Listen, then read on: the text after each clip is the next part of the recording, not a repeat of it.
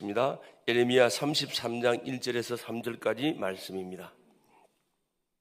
제가 있는 성경은 신약 1106쪽에 있습니다. 짧은 문이라서 같이 합동했으면 좋겠습니다. 시작. 예레미야 다시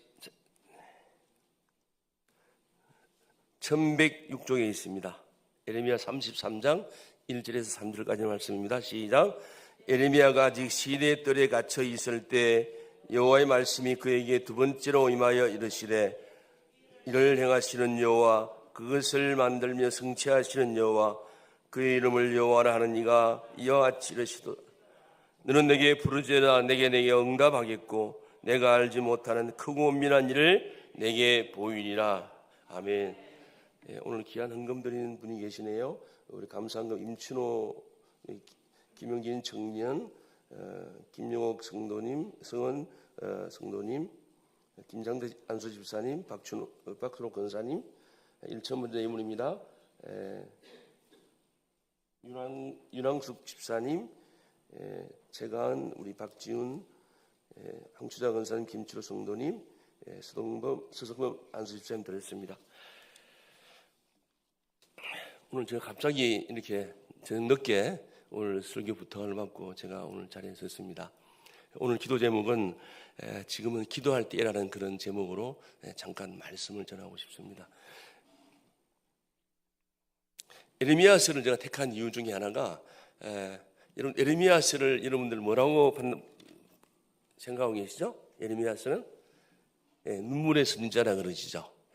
눈물의 선지자라고 하는 부분들을 저는 왜 그럴까 하면서 성경을 많이 묵상하는 가운데 하나님 주신 감동이 있어서 오늘 짧게 나누고 싶은 생각입니다. 여러분 새벽 예배라 그러지 않고 기도회를 하는 이유가 제가 듣기로는 새벽에 은밀하게 하나님과의 만남을 가지는 그런 기도 시간이 중요하기 때문에 기도라고 하시는 것 같다는 말씀을 제가 들었던 것 같습니다. 추운 날씨에 지난 주일이 소환이었죠. 대한이 소환집에 놀러 왔다가 얼어 죽었다. 큰 추위가 작은 추위집에 왔다가 얼어 죽었다는 그런 말이 있는데, 소환 때부터 이래저래 계속되는 추위가 있었던 거예요. 저는 지난 주일날은 일부 예배 때는 정말로 목소리가 아예 안 나왔죠. 잠겨서 그렇게 저 같은 사람도 컨디션이 안 좋은 것 같은데, 하여튼 추운 날씨에 여러분들 새벽을 깨우신 여러분들 정말로 존경하고 사랑합니다. 오늘 부족한 제 말씀을 통해서 같이 은혜 받고, 지금 기도할 때 우리가 기도하지 않으면은 정말로 내가 무너진 성벽을 막아서는 그 한 사람이 내가 되겠다는 그런 의지를 다졌으면 참 좋겠습니다. 어느 목사님께서 이런 말씀을 하시더라고요. 신앙생활의 기준이 되는 것이 뭘까? 감히 기도라고 얘기하시면서 은혜 없어도 그냥 봉사 잘한대요. 은혜 없어도 목사님 설교 잘하신대요. 그러나 은혜가 없으면 기도는 절대 안 된다고 하시는 그 말씀이 저는 와닿아서, 영성위원회 주관하실 때 우리 신장님께서 하셨던 그 기도의 도전에 대해서는 많은 감동을 받았기도 했지만은 지금은 기도할 때이죠. 제가 또 내일도 제가 또 갑자기 오늘 최모원 장로님께 상을 당해서 제가 오늘도 갑자기 썼는데, 내일 제가 준비했던 말씀을 내일은 왜 기도할 때인가에 대해서 제가 평신도가 바라본 그런 사항들에 대해서 제가 마지막에 잠깐 언급을 하고 내일 다시 한번 그 말씀을 전할까 합니다. 왜 기도할 때인가? 예레미야가 봤던 오늘 이 말씀을 잠깐 훑어보시면은, 이스라엘 회복에 대한 그 말씀 중에서도 분명히 하나님께 약속하신 말씀들을 분명히 이루겠다, 성취하겠다는 그 말씀 중에 기도에 대한 부분을 강력하게 요청하는 부분이 아닌가 생각합니다. 에스겔서, 그다음에 다니엘서, 그다음에 오바댜, 이렇게 해서 이제 포로 시대에 예레미야 선지자까지 활동했던 그 분들이나 기한 시대에 학개서가나 말라 이런 분들이 했던 선지자를 쭉 보면은 흐름은 딱 한 가지예요. 하나님께서 너에게 회복시켜 주신다. 회복시켜 주시는데 너네들이 뭘 해야 된다? 하나님께로 돌아오라는 말씀을 하십니다. 돌아온 가운데 그 첫 번째 우리 신앙생활에 물론 말씀 묵상하고 예배드리고 다 좋죠. 그 중에서 제일 첫째가 기도 시간이라는 부분을 갖다가 기억하시면 좋을 것 같습니다. 하나님 말씀에 순종했던 예레미야는 어떤 분이었는가? 제가 간단히 소개를 하면 이런 것 같습니다. 정말로 제가 1절을 왜 읽었냐면은 시대들에 같이 있을 때 이렇게 이제 예레미야 선지자가 얘기를 합니다. 갇혀 있을 때. 그게 무슨 말씀이냐면은 하나님 말씀에 순종했던 예레미야는 정말로 선지자에서 바른 소리를 끝까지 했던 분 중에 한 분이 아닌가 생각이 됩니다. 예레미야서 52장을 쭉 다 읽어보면서 여러분들 많이 느끼셨을 것으로 생각이 됩니다. 보면은 바른 소리를 하는 선지자 입장에서도 불구하고 왕과 제사장 이런 분들에 대한 잘못된 부분에 대한 가감한 지적들을 갖다가 가감없이 하시는 분이 예레미야 선지자였다. 왜 예레미야의 부분이 그럴까 하고 저도 이제 새벽기도를 나올 때마다 항상 저는 전날 오늘 말씀이 정해져 있으니까 한 2번 이렇게 말씀 묵상을 합니다. 그리고 오늘 끝나고 가서도 항상 성경 말씀을 묵상을 해요. 그러다 보니까 성경이 이렇게 입체적으로 많이 보이기 시작하는 그런 부분들을 저는 많이 은혜를 받았던 것 같습니다. 그래서 제가 가끔 이런 얘기를 하죠. 조선 왕조가 27대죠. 500년이라 그러죠.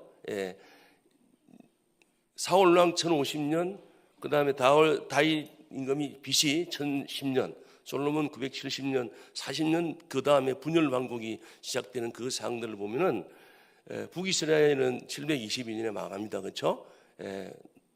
남유다는 586년에 망하죠. 500년이 안 돼요. 근데 그 가운데서 보면은 남유다가 20대 왕까지 되어 있는데 사실 16대 요시야 왕 외에는 그때는 뭐 처참한 애국과의 전쟁, 그렇죠? 바벨론 아수르 이런 그것 때문에 뭐 나라가 아니었죠. 그냥 뭐 실제적으로 보면은 여호아스 왕도 3개월 만에 애굽에 포로로 끌려가고, 그 다음에 여호아김 왕도 마찬가지로 11년 동참해서 끌려가고, 여호아긴이 왕이 돼서 또 100일 만에 폐위가 되고, 마지막 시드기야 왕이 그런 참혹한 상황들을 보게 되면은 16대를 놓고 보면은 그 당시에 그 이스라엘 왕들이 그 다음에 남유다 왕들이 통치했던 그 시대를 제가 이렇게 쭉 한번 조명해 보면서 예레미야스가 기록했다고 할 열왕기 상하가 예레미야가 기록했다고 합니다. 정확한 건 아니지만 그렇게 역대기서는 이제 에스라가 기록했죠. 에스라 느헤미야와 함께 역대기서를 기록했는데, 저는 신약에 바울이 있다 그러면 구약에는 예레미야 선지자가 굉장히 많은 역할을 했던 분으로 저는 생각이 돼요. 그래서 그런 은혜를 참 받았던 거. 그래서 이제 역사적으로 쭉 보면서 말씀을 다시 열왕기로 갔다가 역대서로 갔다가 다시 쭉 한번 이렇게 소선지 대선지를 갔다가 쭉 보면서 제가 은혜를 받았던 것 중에 하나가 그런 부분 장면 생각이 됩니다. 그래서 보면은 열왕기서는 어떤 의미가 있느냐 하면은 북이스라엘부터 남유다까지 모든 왕들의 기록을 좋건 나쁘건 다 역사적으로 기록했던 그런 생각들이 들어요. 역대기서는 어떤 부분이냐? 기한 시대의 에스라 선지자가 유대 앞으로 그 기한한 유대 민족들이 살아갈 부분에 역사적으로 교훈이 될 만한 부분들은 기록하고 나쁜 것들은 좀 정리한 것 같다는 그런 생각을 제가 많이 겪었던 부분들을 봅니다. 그래서 우리가 여러분들이 제가 오늘 아침부터 복잡한 얘기를 하는 게 아니고 우리 조선 왕조 우리가 27대 왕들은 뭐 국사가 제가 중학교 때 일주일에 1시간밖에 안 들었음에도 불구하고 고등학교 때는 거의 저는 뭐 국사를 안 했어요. 그럼에도 불구하고 우리가 어떻게 하죠? 왕조를 다 깨들고 있죠. 대정, 다시야, 문나시, 예성, 인종, 임명선, 강인호, 연소, 연철 뭐 그렇죠? 쫙 외우고 있잖아요. 뭐 사극을 많이 봐서 아는지 모르겠지만 그러나 27대 왕을 다 외우는데 우리는 50년, 40년 이렇게 신앙생활을 했음에도 불구하고 우리가 역대기서 열왕기에 나와 있는 왕들에 대한 내용들이 교훈적인 부분들을 갖다가 잘 모르시는 것 같더라고요. 이제 그 모른다는 부분을 제가 감히 드릴 수 있는 말씀은 에레미야서 52장 말씀이 뭐죠? 바룩을 통해서 에레미야가 부록처럼 기록한 말씀이 에레미야서 52장 말씀이에요. 52장 말씀을 보면은 에레미야서 51장까지의 모든 부분들을 압축해서 요약해서 이스라엘 남유다가 바벨론 폴에 멸망당하는 그 참혹한 상황을 볼 때 에레미야가 얼마나 비참했을까 생각이 저는 들었어요. 그런 가운데 에레미야가 기록한 것으로 추정하는 열왕기 상하를 보면은 북이스라엘 왕부터 남이스라엘 왕을 이렇게 놓고 보면은 에레미야가 그 기록들을 이렇게 정리했을 때 얼마나 눈물을 흘렸을까. 그래서 아마 눈물의 선지자 에레미야라고 하지 않을까 생각이 저는 제 생각을 한번 가져봅니다. 그런 가운데 유다 왕은 16대 요시야 임금까지 보면은 정말로 선왕들이 한 8분 이렇게 평가를 하고 악한 왕들 8분 이렇게 평가를 해요. 그러나 북이스라엘은 전부 다 어떤 분들이에요? 전부 다 지독하게 악한 왕들이었어요. 그거는 뭐 제가 성경에 나와 있는 말씀 그대로예요. 그러면 이제 다음 세대를 걱정하면서 기도하는 사람 중에 한 사람이기 때문에 제가 다음 세대를 놓고 이렇게 쭉 하다가 성경 말씀을 보면서 제가 많은 걸 느끼게 되는데, 우리가 남유대의 역사 20대 왕까지 역사를 쭉 보면은 교훈적인 부분이 참 많이 있다. 우리가 유다의 선왕이라 그러면 누굴 꼽죠? 여호사밧, 히스기야, 요시야 왕을 꼽죠. 들으는 이제 3대 아사 왕도 이렇게 얘기하는 것 같습니다. 근데 이제 그러한 왕들 중에서 하나님께서는 북이스라엘 역사를 보면은 19대 왕 중에서 쉽게 얘기해서 쿠데타를 일으키어서 집권한 사람이 3명, 그 4명은 이제 반란, 그렇죠? 반란에서 왕이 된 19명 중에서 7명이 그런 왕들이에요. 그런데 이제 교훈적인 우리 유다를 보면은 20대 중에서 7대 뭐죠? 우리가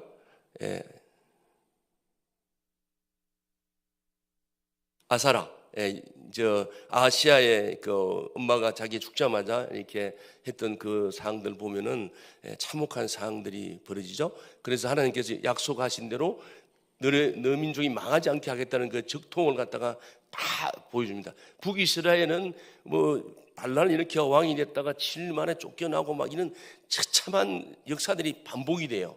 그러나 남유다 왕은 유일하게 요아스가 왕이 될 때, 7세의 왕이 될 때 여호사밧, 그러니까 아시아 왕의 누나였죠. 그 죽임에서 아달랴가 다 죽일 때 살려줘서 7세의 왕을 즉위시킬 때 제가 역사적으로 보면은 우리나라 한메이 같은 그런 유명한 요시야 왕의 멘토가 있습니다. 여호야다는 선지자죠, 제사장이죠. 그분이 여호사밧의 남편이기도 하지만은 그분을 통해서 종교 개혁을 하고 이렇게 했던 그런 부분들을 잠깐 보게 됩니다. 그래서 보면은 유대 역사를 쭉 훑어볼 때 제가 여러분들 왜 조선 왕조를 제가 잠깐 언급했나 그러면은 에레미야서 52장을 설교 들었을 때 여기서 예배 드릴 때입니다. 예배 드릴 때 어느 목사님께서 이런 말씀을 하셨어요. 여호와긴의 아들 시드기야, 19대가 여호와긴이고 20대가 시드기야 왕이었잖아요. 그런 말씀을 했어요. 그것도 한 번도 아니고 2번이나 말씀을 했어요. 완전히 멘붕이 됐어요. 그 말씀은 어떤 얘기냐? 옛날 성경에 보면은 시드기야를 어떻게 하냐면 여호와긴의 아잽이 돼 있는데 숙부죠. 숙부가 왕이 되지만 불구하고 여호와긴의 아들 시드기야 이렇게 말씀을 2번씩이나 이렇게 하고 또 하시더라고. 한참 말씀 지난 다음에 충격을 받아서 이건 아니다 싶어서 제가 조금 굉장히 그날 멘붕이 왔어요.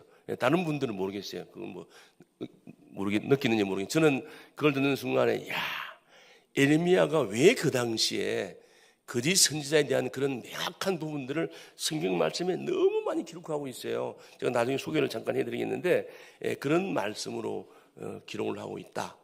그래서 그렇다면은 우리가 이 시대에 새벽기도에 나오신 여러분들이나 저나 정말 말씀을 이 시대에 혼미한 악한 영들이 많은 이 시대에 왜 우리가 기도할 때인가를, 왜 말씀으로 돌아가야 될 건가를, 왜 복음으로 우리가 바로 서지 않으면 안 된다는 것을 갖다가 한번 제가 여러분들에게 평신도 입장에서 외치고 싶은 그런 마음으로 드리고 싶은 말씀입니다. 다시 왕조로 한번 돌아가서 그렇습니다. 우리가 조선 왕조 실록에서 보면은 사극들이 주로 어디에 집중돼 있죠? 이성계부터 태조, 그렇죠? 뭐 후에 정조 대항까지도 쭉 나왔던 것 같은데, 그러나 거의가 초기에 집중돼 있는 것 같아요. 그래서 그러나 유대 역사를 보면은 초기보다는 거의 중점이 어디 돼 있다. 역대기에서 보면 강조되는 부분들이 선왕들의 역할도 중요하지만은 마지막 에레미야에서도 언급하고 있는 것처럼 역대에서도 마찬가지, 열왕기도 마찬가지, 제일 중요한 부분은 마지막 포로로 너네들이 바벨론에 멸망당할 것이고 포로로 끌려가서 70년 후에 다시 돌아올 것이다. 성전이 해파되고 너네 참혹한 상황을 맞게 될 것이다. 그런 상황을 갖다가 에레미야가 눈물로 호소함에도 불구하고 그렇게 핍박을 당해, 고향에서도 핍박을 당할 뿐만 아니라 많은 제사장들로부터 에레미야가 정말로 어떻게 음해해서 죽일까 이럴 정도까지 에레미야가 어려움을 당할 때였던 그런 시절이 아닌가, 암흑한 시절이 아닌가 생각이 됩니다. 그래서 오죽했으면 에레미야가 20장 7절 9절에서 이렇게 얘기합니다. 여호와여 주께서 나를 근유하심으로 내가 그 근유를 받아 싸우며 주께서 나보다 강하사 이기셨으므로 내가 조롱거리가 되니 사람마다 종일토록 나를 조롱하나이다. 내가 말할 때마다 외치며 파멸과 멸망을 선포함으로 여호와의 말씀으로 말미암아 내가 종일토록 치욕과 모욕거리가 됨이니이다.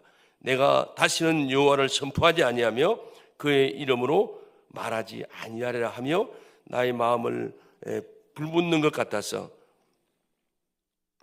골수에 사무치니 답답하여 견딜 수 없다고 이렇게 한탄을 하는 그런 말씀들이 있습니다.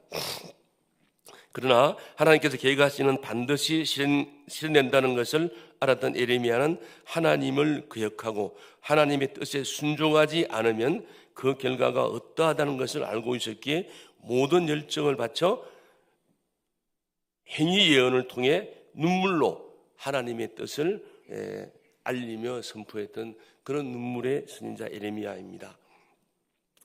역사적인 배경은 좀 생략하고 간단히 말씀드리면은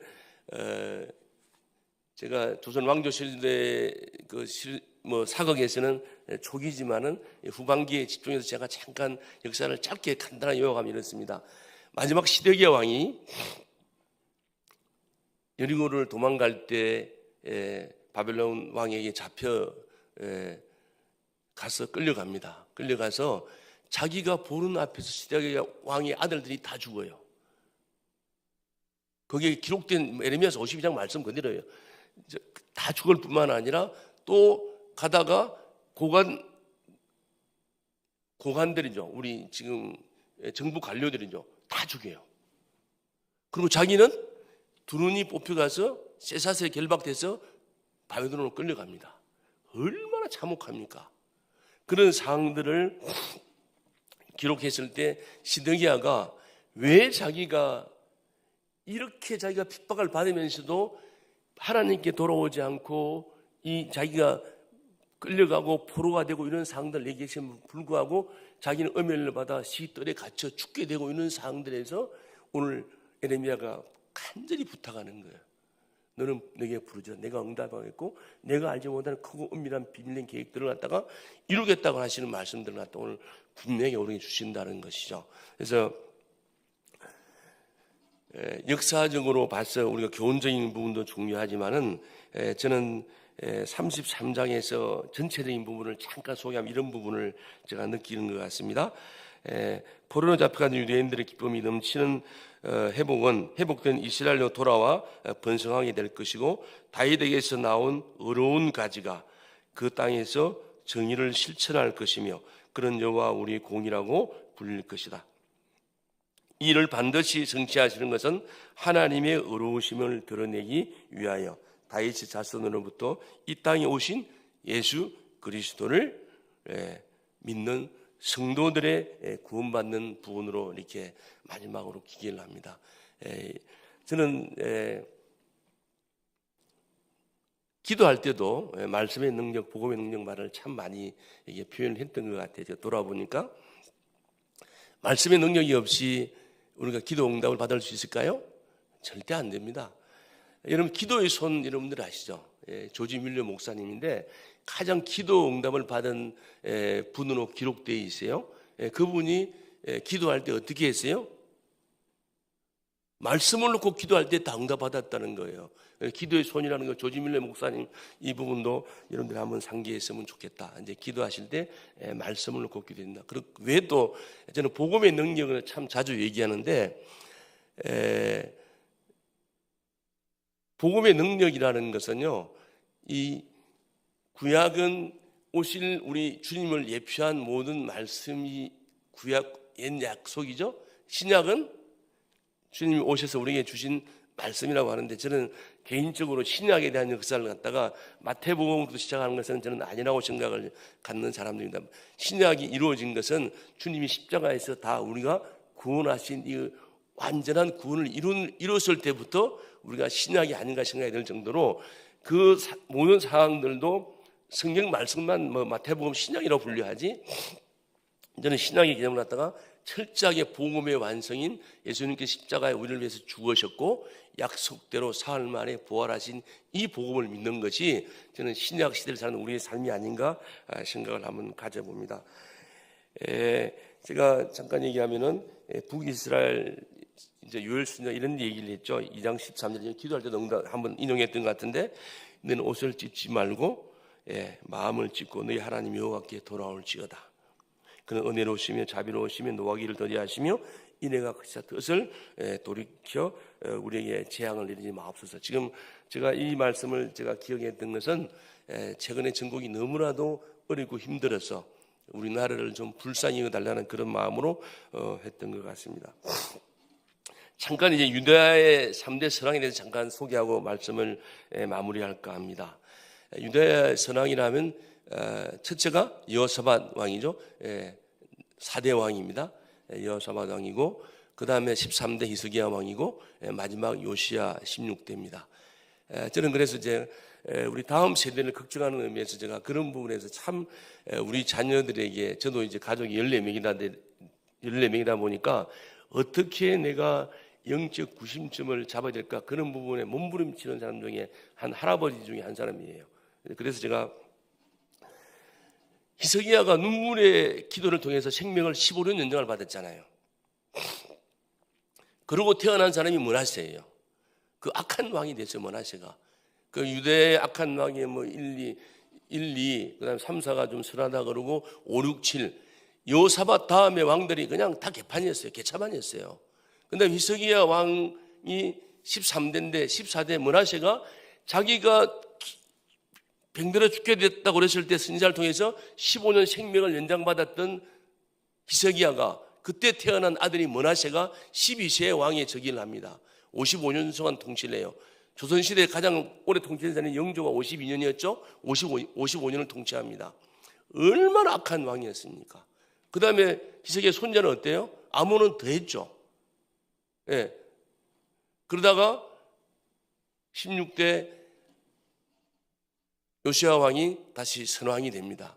그래서 이제 저희들이 가끔 얘기할 때 한국교회 문제점들을 막 여러분들 많은 분들이 지적할 때 한국교회 부흥을 이뤘던 위대한 그 목사님들 자녀들이 한국교회를 리딩했던 그런 많은 분들의 자녀들이 신앙의 그 계대를 이어받지 못한 그런 유색거리가 됨으로써 말미암아 한국이 위기가 왔다는 이런 분들도 말씀하신 분들이 없지 않아 있지만은 저는 그게 그렇다 생각해요. 성경에도 그 당시에도 그 선왕들도 그렇게 참혹한 자기 아들들이 그렇게 기록된 대로 보면 너무나 비참한 악한 길로 갔잖아요. 악한 길이 뭐냐? 말씀대로 따르지 아니하고 우상을 섬겼던 거 아니에요. 그래서 지금 그런 부분에 대해서 여러분들이 한번 생각하면서 정리를 했으면 좋을 것 같습니다. 그래서 제가 에레미야 선지자가 얼마나 참혹하게 다음 세대를 걱정하며 했던가를 잠깐 성경 말씀 몇 가지를 몇 개를 읽어드리겠습니다. 12장 10절에 보니까 많은 목자가 내 포도원을 헐며 내 몫을 짓밟아서 내가 기뻐하는 땅을 항무지로 만들었도다, 이런 말씀을 합니다. 14장 14절에 보니까 여호와께서 내게 이르시되 선지자들이 내 이름으로 거짓 예언을 하도다. 나는 그들을 보내지 아니하였고 그들에게 명령하거나 이러지 아니하였거늘 그들이 거짓 계시와 점술과 헛된 것과 자기 마음의 거짓으로 너희에게 예언하는도다. 참 참담하지 않습니까? 그 당시에 동시대에 포로 시대에 같이 활동하신 에스겔서 22장 26절 이하 보면 더 참혹합니다. 그 제사장들은 내 율법을 범하였으며 나의 성문을 더럽혔으며 거룩한가 속된 것을 구별하지 아니하였으며 부정한가 정한 것을 사람이 구별하게 하지 아니하였다, 이렇게 얘기합니다. 그 가운데 그 고관들은 음식물을 삼키는 일이 같아서 불의한 이익을 얻으려고 피 흘려 영혼을 멸하거늘 그 선지자들이 그들을 위하여 해를 칠하고 스스로 허탄한 이상을 보며 거짓 복순을 행하며 여호와가 말하지 아니하였어도 주 여호와께서 이같이 말씀하셨느니라 하느니라, 이런 얘기를 한다는 겁니다. 오늘 말씀을 정리하기 앞서 여러분들에게 다시 한번 더 간곡히 부탁드립니다.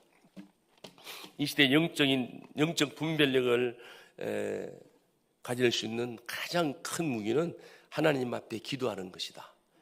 지금 기도하지 않으면 이 나라 이 민족이 백척간도에 서 있다는 저는 생각을 갖고 있어요. 제가 언젠가 성가대에서 잠깐 얘기했던 것 같은데, 우리의 가장 큰 이단은 누구다? 제가 은행에서 다른 직장을 처음 갔는데, 회사를 갔는데, 모 직원이 안상홍 철저한 여직원인데 그게 빠져 있더라고요. 얘기를 해도 이론적으로 막 저랑 이게 막 굉장히 논리적으로 무장이 돼 있어요. 저는 그게 더 이제 해서 얘기했는데 결국은 이제 그만두고 베네수엘라인가 이렇게 파송을 받아 가더라고요. 그런 분하고 또 제가 아는 어느 한 분이 계신데, 그분은 천주교를 다니는데 자기 조카가 여호와의 정인에 빠졌는데 우리 그레처 사장입니다. 저한테 상담이 들어왔어요. 나는 이단은 잘 모른다. 그래서 목사님 찾아가서 상담하시라 이렇게 얘기하고, 제가 이단 소개하는 목사님을 상담하라고 했던 부분들을 제가 기억이 납니다. 지금 왜 기도할 때인가를 갖다가 여러분들이 간절히 호소할 수 있는 그 가장 답을 제가 기도하다가 찾았어요. 무슨 얘기냐? 지금 이 세상에 미혹한 영들이 많잖아요. 여호와의 정인이건 신천지건 안상홍 엄청 많잖아요. 그분들이 제일 두려워하는 게 뭔지 아세요? 공산주의를 제일 두려워하는데 주변에 예배고 그런 애들 다 없대요. 근데 정통 기독교 우리 교회들은 공산주의에 대해서 너무 모르는 것 같아요. 제가 내일 소개할 것은 김주건 목사님에 대해서 제가 소개하려고 그래요. 그분이 내일 말씀드릴게요. 왜 그 CCC를 창립하고 젊은이들이 공산주의에 대해서 이 나라 이 민족은 바로 서지 않으면 안 되는 것에 대해서 그분은 피를 토하는 심정을 해서, 제가 CCC에서 활동할 때도 제가 그런 경험을 했지만 그런 부분이죠. 그래서 지금 이 시대에 지금 정치적으로 저는 보수고 진보고 저런 건 잘 모릅니다. 철저하게 복음주의로 가야 되는데, 우리가 신천지가 들어왔다, 영적으로 분별을 가지고 싸우고 영적인 싸움을 해서 다시 이겨서 예배드릴 수 있는 기회가 있을지 모르겠어요. 그러나 공산주의가 들어오는 순간에요, 군, 검찰 다 죽어요. 여러분들 모택동 피해 혁명 다 보면 알잖아요. 킬링필드 중국 문화혁명 보면 9천만이 죽었잖아요.